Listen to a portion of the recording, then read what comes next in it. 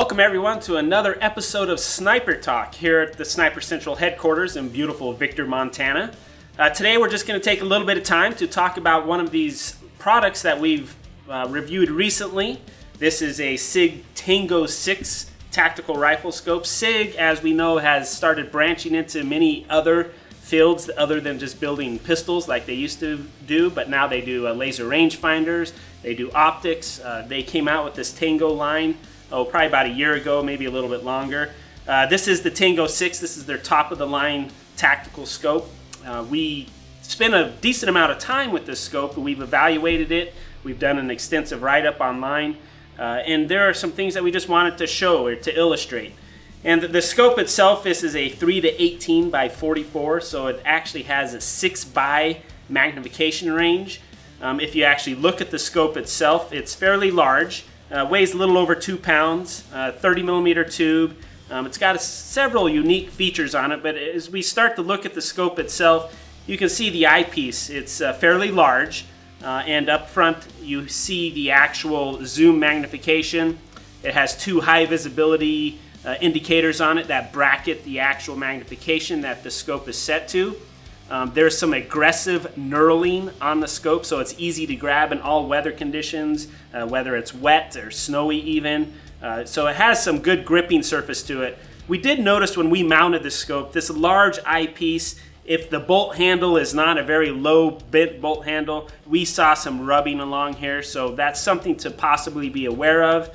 At the end of the eyepiece, we have a fast focus eyepiece.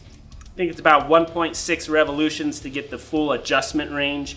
There is a mark on the actual eyepiece itself so that you can recall for various different shooters where their setting might be for their diopter adjustment. In front of the eyepiece, like I said, standard normal 30 millimeter tube. We have the adjustments up here, obviously elevation adjustment up on the top.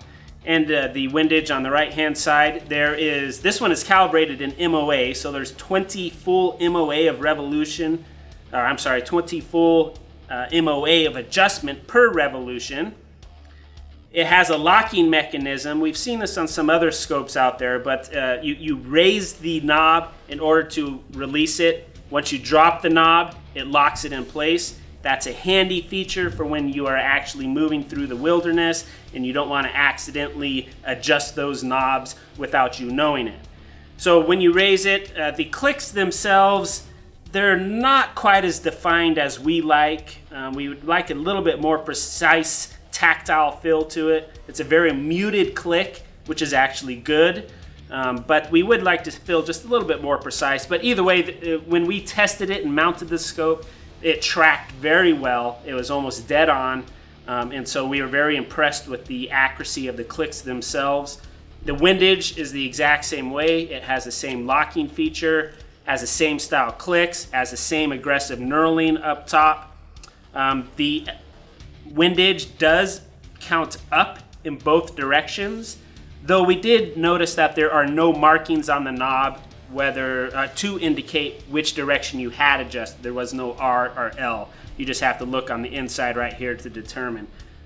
So it locks. It's a very sound setup. On the other side of the scope, there are 2 different controls. We have on the outside the actual illumination control, and there's an off setting between every brightness setting.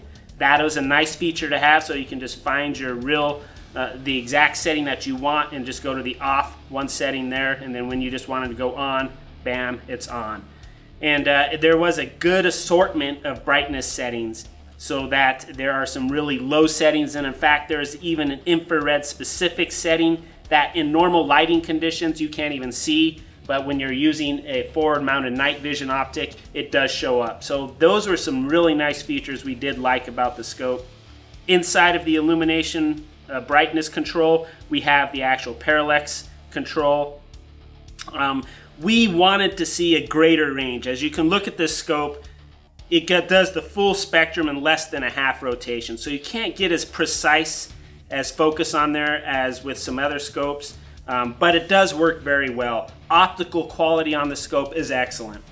This is a retail price is $2,100. So it falls in the same category as your Night Forces, It's some of your lower end Schmidt and Benders even, and it compares favorably. There's enough unique features that does differentiate it from some of those other scopes. The Night Forces, you know, we've talked about those a number of times, different controls and knobs, and some of them have 34 millimeter tubes, but this one has a good amount of vertical adjustment, 30 millimeter tube. It does have this unique gray finish to it. Overall, I think it's a very solid offering coming from SIG for their first offering, and it's a good scope.